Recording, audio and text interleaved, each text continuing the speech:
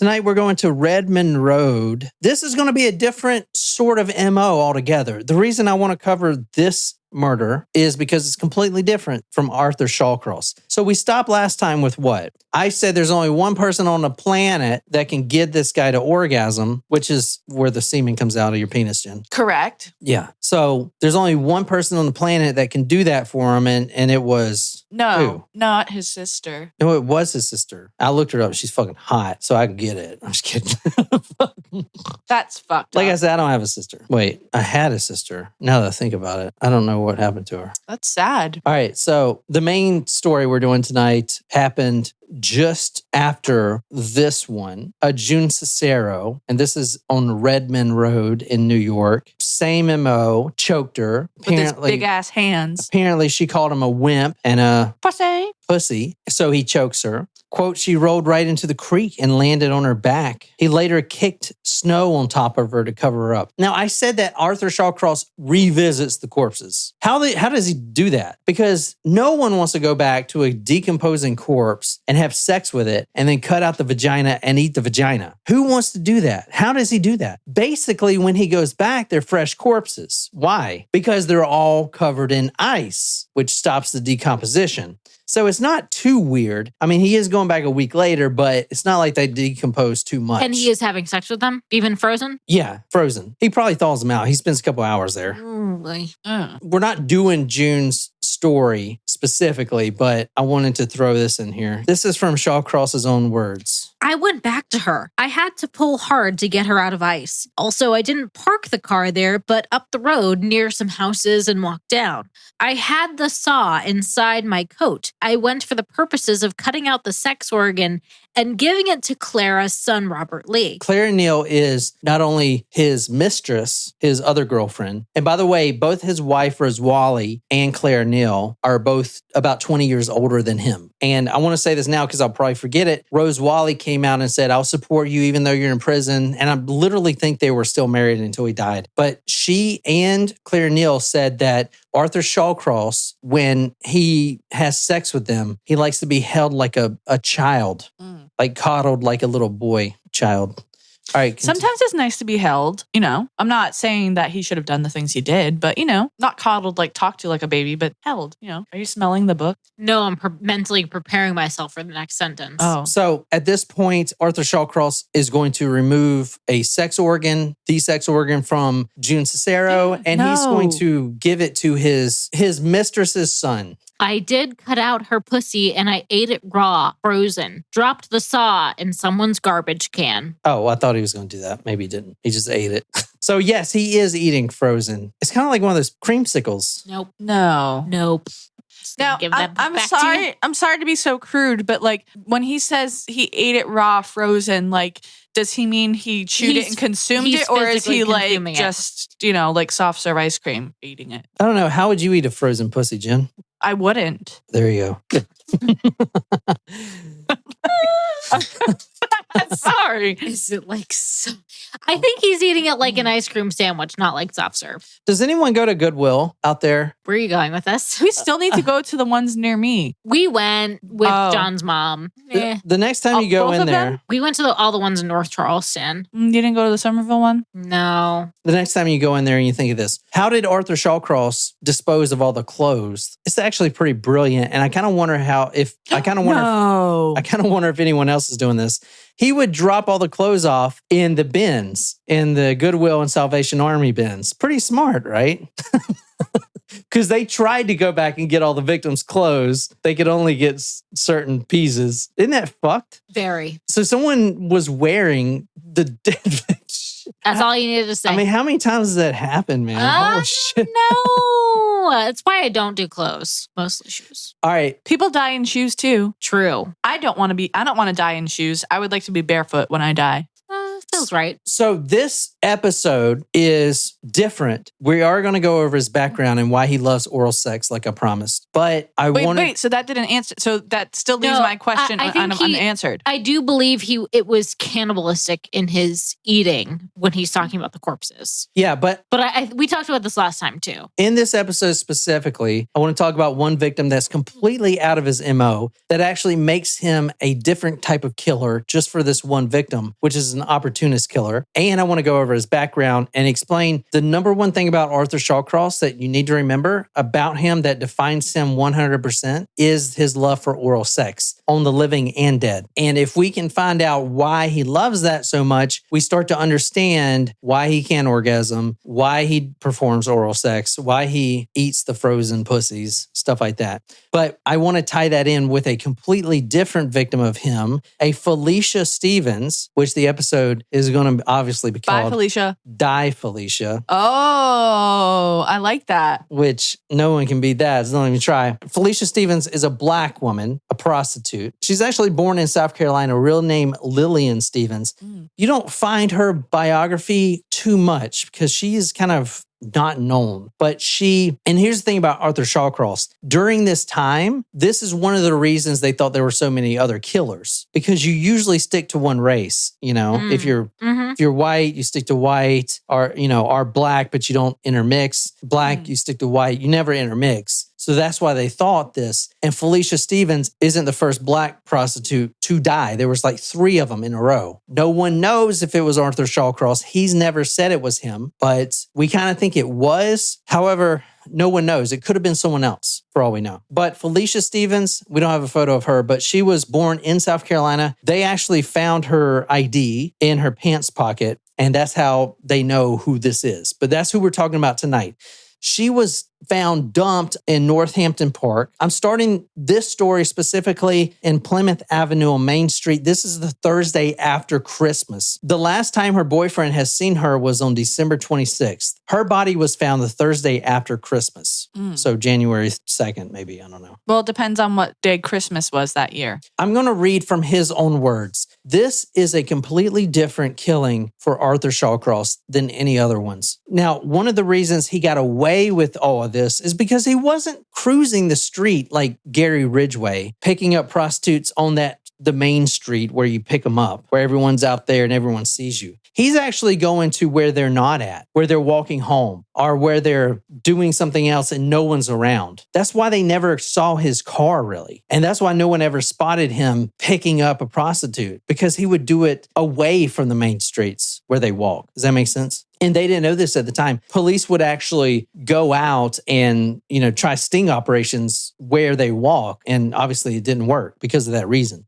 But anyway, this one time, right before Christmas on December 26th, so the day after Christmas on December 26th, Arthur Shawcross meets this woman, Felicia Stevens. Now, he's never seen this woman before. And I want to start by saying he does not like African-American people at all. And most of this spawns from him being gang raped in prison by 4 big black dudes. This was after the Kelly Ann Hill murder and Jack Blake, the 8-year-old and 10-year-old, which not even going to go into this, but he did his time, right? 15 years for the murder of 2 children, right? Is that not fucked up? He spent 15 years in prison for the murder of 2 children. He should have been in a lot longer than that.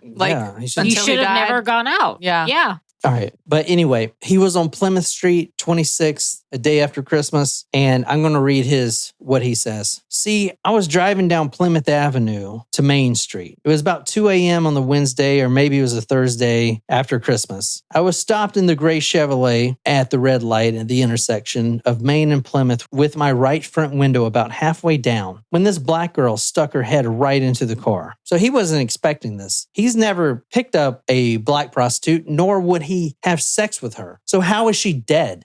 This is the only one he didn't try to have sex with. Interesting. So what happened here? She sticks her head in the window. Then what happens? Like, why is she dead from Arthur Shawcross? He doesn't. It was opportunity for him? Just to kill her? Yeah. Why? Maybe to even out his numbers. He doesn't have any attraction to black females. But still, it was an opportunity that maybe he was feeling deficient himself. in his vitamins. Oh. We haven't talked about that yet. Yeah, the vitamin B deficiency. Yeah. I can't tell you, neither can Arthur Shawcross, of why he did what he did next. But he did it, and this is what happened. Felicia Stevens pokes her head through the window of the passenger seat. He stopped at a red light, and this is the poke in the head, kind of like, hey, what's up? You want a date? 20 for a half and half, or whatever. All of a sudden, maybe he was just maybe he's just, I don't know, just got mad, or maybe he just said, fuck it, whatever, this will be funny.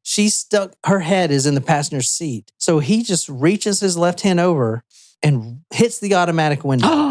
Now, the automatic window catches her in that Chevrolet, in the Chevrolet car. Does he start to drive away with her? It catches her in the car. Now, her head is stuck in the window. Her body is outside, and she can't get her head back out. Now, keep in mind, he has stopped at a red light at this point, and he cannot explain why he did this. He didn't want to have sex with her. He didn't want anything to do with her. I think maybe it's this hatred for black people. I don't know. Because of the rape. I don't know. What a shame. But what he does is when she pokes her head in there, he doesn't even respond. He just rolls the window up and it catches her right on the neck. Now, those things aren't going to decapitate you or anything else, but she cannot get her head out of the car. So she is screaming or trying to scream. Now, keep in mind, this is at a red light. There's no one around, but still, you can't have someone screaming. So from his own words, he says, I put up the automatic window on her side and I caught her throat in the window. I reached over with both hands. So he's at this red light. He probably puts it in park, reaches over with both hands and starts to choke her because she is starting to scream rape. Then I lowered the window, grabbed her by her hair, and dragged her into the car. I pulled her in right through the window. So she is at this window, and he grabs her hair and pulls her whole body into the car. I mean, you know how strong you have to be to pull a human body into a car, and he's leaned over. He doesn't even have the best position, the best leverage. He just drags this girl into the car. How fucking nuts is that, right? Yeah. Crazy. For what reason? He doesn't even know. He didn't have sex with her. He didn't rape her. He just did it because he did it. He could. I don't know why. It's crazy. Dang. But he said then he pulled her in right through the window, finished choking her, and then I drove up the expressway. I drove to Northampton Park and I just dumped her body. And that was it. That was the whole thing. So they look at her, right, with her clothes on, not mutilated, not cut open. Her vagina's still there, wasn't cut out. She's not put in ice like he likes to do to keep him frozen so he can come back. Completely different MO. But they had to explain why these black prostitutes, at least this one, went missing and was found dead. They had to explain it somehow. So they pressed him, and finally he admitted it, Crazy, not right? All right, let's talk about the incest thing. Oh, boy. All right, first I want to get out his concussions because there's a lot of them. I'm going to get them out the way now. There's a thinking that a lot of serial killers suffer multiple concussions and this messes up their brain, kind of like there's football players like Aaron Hernandez that have all these head impacts and it messes their brain up and makes them homicidal or suicidal. What is it? CTE? Is that what it's called? Yep. We know that Arthur Shawcross suffered 4 concussions at least, 3 of which left him hospitalized for weeks. The first one, he was hit in the head with a stone where he was living in Waterford, New York. It was called the Shawcross Corners. That's what it was known as because all his cousins lived on the same street. So one day, as a kid, and this is 8 years old, he got in a fight with the other neighborhood kids, and one of those kids picked up a stone and clocked him right in the head with it. Damn. He passes out and he wakes up in the hospital. He stayed in the hospital. The next, he was on the track team. He was a discus thrower. Oh, I threw discus. He got hit in the forehead, right in the forehead, by a discus. Dang. Ow. At full speed. That's no joke. One of the other players threw a discus and it hit him right in the effing forehead. Oh man, was he collecting his disc maybe and the other one threw while he was out there? All I saw was he got hit in the forehead with the discus, right in the prefrontal cortex. I mean, effing discus, man. That's no joke. Like, I mean, think about how much that would hurt. Well, yeah, because it's not light. It also it's weighted. Yeah. It also reminds me of the Mick You remember where that kid threw that spear? Right, but the spear is more closely aligned with a javelin. A discus is round, and you throw it almost like a frisbee, kind of like in Hercules when Hercules throws the discus and it knocks down the Pantheon. So it is not proven scientifically yet, at least, that CTE and brain trauma causes one to commit homicide or suicide. However, a lot of the athletes, they do kind of align with this scientifically, right? You have like Aaron Hernandez. You even have like Chris Benoit. We haven't covered his story, but he was the wrestler. The wrestler that killed his wife and kids, but he had CTE. Right. Aaron Hernandez, though, was not a serial killer. He just, and I'm not defending him. I'm not calling them serial killers. I thought you said serial killers. I'm saying they're homicidal or suicidal. Yeah. SCTE could cause homicidal urges, tendencies. So later, he worked, still as a teenager, on a construction project where he had, I guess, the great idea of holding this big old rock. They were making big rocks into small rocks. He was holding this rock while his friend hit it with a sledgehammer and missed the rock and hit it right on the top of Arthur Shawcross's head. This man should stay away from rocks. All of these concussions put him in the hospital for days to weeks each. So, and last known, he was putting up a banner when he was in the military and he fell off a ladder, hit right on his head. Boom. So that I wanted to cover that just because, a lot of people think that may have something to do with it. Let's talk about his family dynamics because that is probably the most interesting thing. He's a lot like Ed Gein. Ed Gein was, we think, schizophrenic. And the reason why, and this is a very controversial, not proven, and a lot of researchers and psychiatrists don't agree with what I'm going to say. But there is something called a schizophrenic mother. A lot of schizophrenic patients, think of Ed Gein, schizophrenic, they have two things in their family dynamics that are unique. And it just so happens to be that a lot of schizophrenic people who suffer from schizophrenia also have this. They have a domineering mother and a weak-willed father. Ed Gein, think is a perfect example. Mm-hmm. There was the guy, Italian psychiatrist, I think his name was Arietti or something like that. But when I was researching the Ed Gein podcast, he exclusively studied him and other schizophrenic cases. And he found that there's a link between a domineering mother and a weak-willed father. Now, we're talking about male childs who develop schizophrenia here, right? Mm-hmm. So the father wasn't always weak-willed. But, and this is from PubMed, quote, numerous studies of schizophrenics have defined a dominant, overprotective, but basically rejecting mother as the schizophrenic mother. That's a fun word. The father was a very strong-willed man, and Arthur looked up to him all through his childhood. However, one day a letter came in from Australia. A woman claimed that, hey, you ran away from me, we're still married, and I'm taking care of your child. So after that letter came in... Don't hold your watch. It just tried to walkie-talkie me. Do you guys have your walkie-talkies turned on? No, we don't. I mean, it's always on, I think. Yeah, I don't know. It is. It actually works in different states. Like I walkie-talkied her in Kentucky. Or where were you at? Tennessee. Close. You never walkie-talkie me. I didn't know you had an iPhone. Yes, you do. I do. I just lied. I can't believe you openly lied in front of me and our friends. Actually, I can. Continue with the story. You were just walkie-talkie. It was like... This woman sends a letter and says, hey, you are still married to me. Now, the mother and his wife didn't kick him out, but she basically started being the boss. And the father, Arthur's father, would walk around now defeated, deflated, his head down. Arthur started looking down to his father, thinking he's just some big pussy, It's like, what does it matter you have a kid and you're still married? You're going to let your wife boss you around and make you, it changed the whole family dynamic completely. All right, let me talk about his family right quick. This is, and we're going to wrap it up soon. But the question I wanted to know more than anything else, because I kept seeing it, researching him, is why he loved oral sex. Every time he killed a prostitute or raped a prostitute from the beginning, he always went down on the woman to perform oral sex. Well, see, he had this aunt named Tina, which was his mother's sister.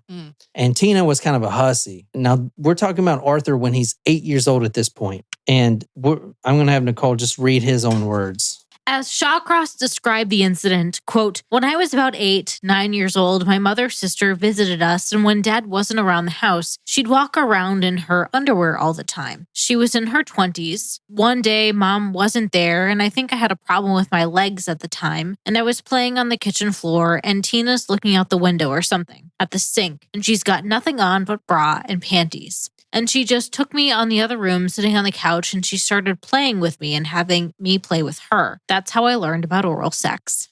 So that's a child molester. His aunt, at 8 years old, Arthur Shawcross's aunt, makes him perform oral sex on her. Oh, no. He was 8 years old at the time. And, we would think that this would be devastating. But for Arthur Shawcross, he was more devastated when the mother found out and she kicked her own sister, his aunt, out of the house. So now she can't play with him anymore in the other rooms. So now he is introduced to this new way of living, this new excitement of masturbation and sodomy, and he has no one to play with, basically.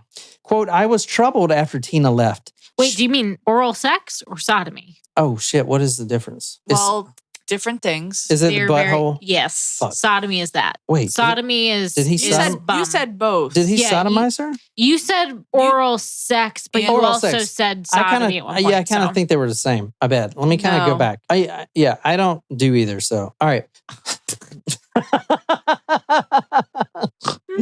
I'm a missionary type of guy. I perfect the missionary. Anyway. All right.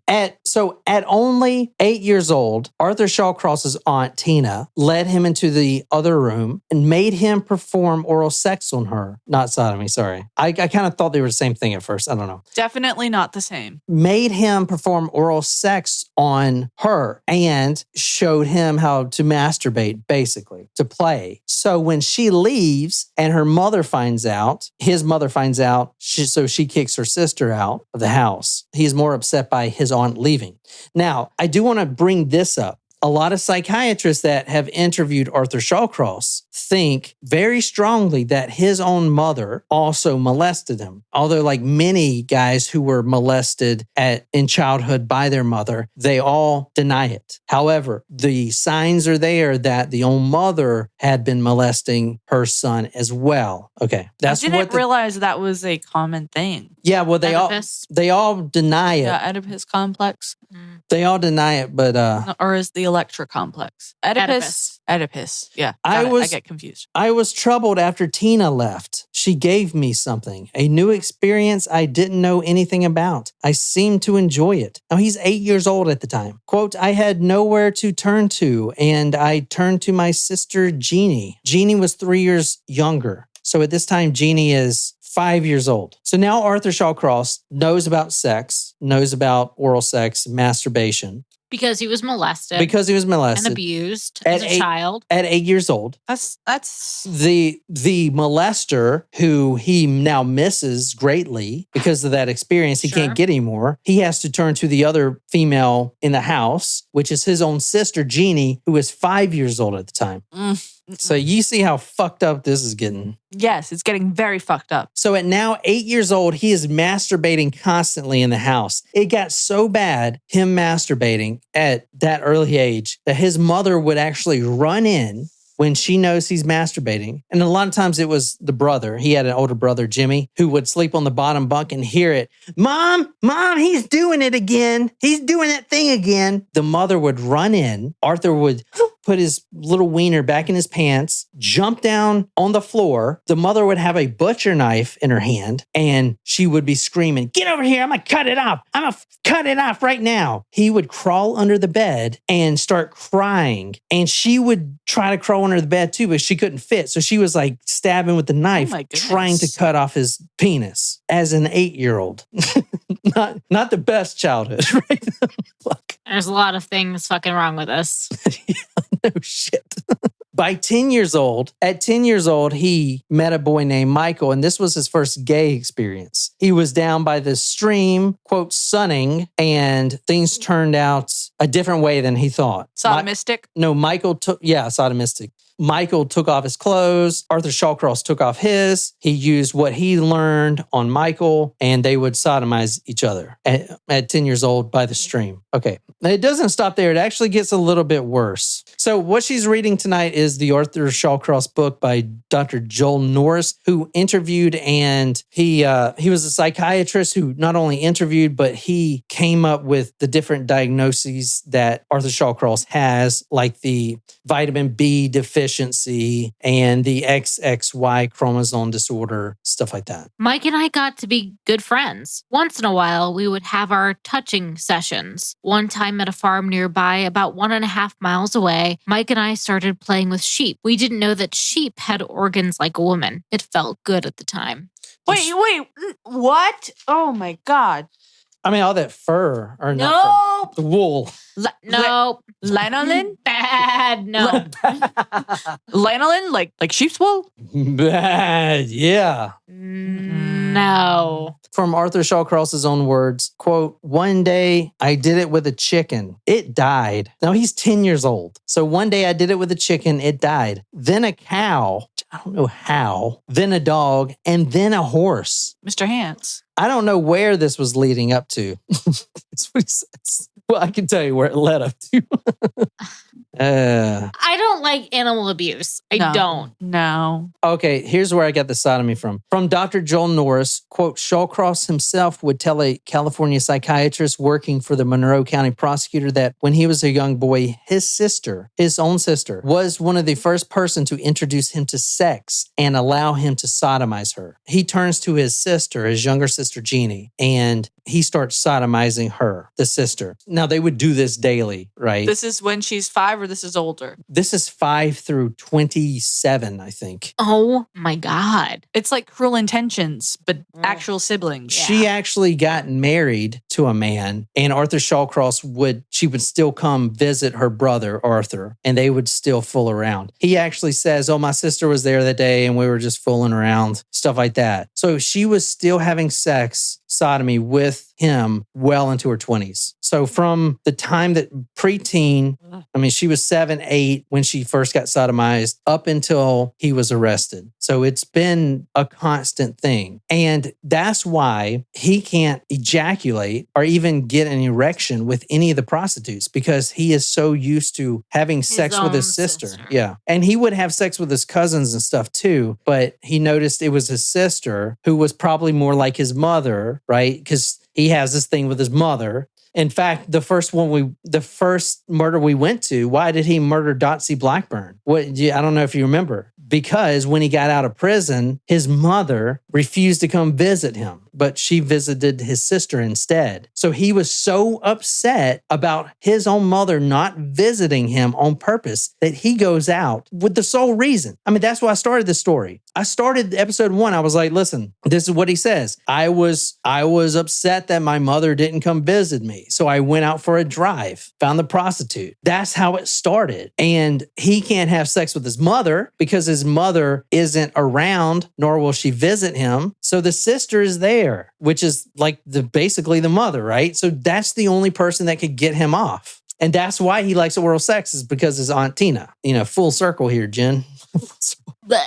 I'm just upset. I mean, it's pretty fucked up. Yeah. So that's pretty much Arthur Shawcross in a nutshell. The biggest thing here, as far as why he was out in the first place, this is basically it. And he was actually arrested for visiting one of the dump sites because the police started to realize, hey, this dude is coming back. So all we got to do is kind of stake out where these bodies are being found. And they did. And he came back to one of the bodies and he was there like 10 feet from the body with his dick out. He said, and actually a police helicopter came and swooped in. He said he was pissing in a bottle. He was there to rape the corpse. And they literally were stinging out the whole area there. That's how we got caught. Right.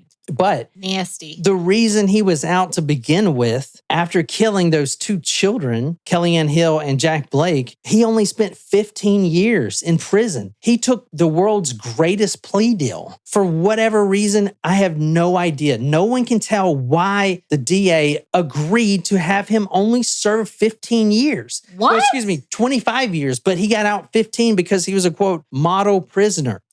And then this is the fucked up thing. This is the most fucked up thing about this case. None of these prostitutes would be dead, but they were looking, well, maybe 1 or 2, but they were looking for anyone in the system who has a past with, murder or manslaughter or whatever. He wasn't even in the system. The parole board intentionally hid his crimes. He is not a sex offender. What? Shouldn't he have been? Yes. Yeah. And wouldn't sex offenders be in under parole and constant visitations? Yeah. He's not a sex offender because he's not in the system. His crime was erased. The parole board said he's a model prisoner. They actually held the information back from the NYPD. So when they go into their search to see all the possible criminals who may have done this, he's not even in the system because it didn't even say he was in prison. Isn't that effing nuts? Yes. They purposely, not only that, this I'm gonna drive it up one more. They not only, and you can't even blame the cops for this one. The one story we do, you can't even blame cops. You blame the parole board because not only did they purposely hide the fact that he was a child killer that was out in 15 years from the NYPD, the parole board actually set him up with an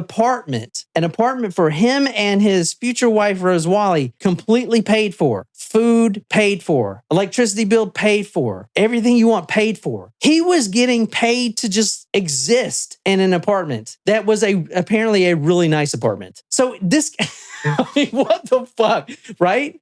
So this guy was kicked out. Eventually, people talk. So he was actually ran out, lynch mob style, of about 5 different counties. Wow. What? Yeah. Good. Yeah. But at one point, he was living in a nice, cush apartment free of charge and not even a sex offender. He would get a regular job and they wouldn't fire him until they found out of what he did. The parole board purposely hid it. They basically erased his crime. He killed an 8 and a 10-year-old. He stuffed dirt down her mouth, suffocated her to death, raped both of them. He's out in 15 as a model prisoner, and then they put him in a nice apartment. That is the most fucked up thing about this story.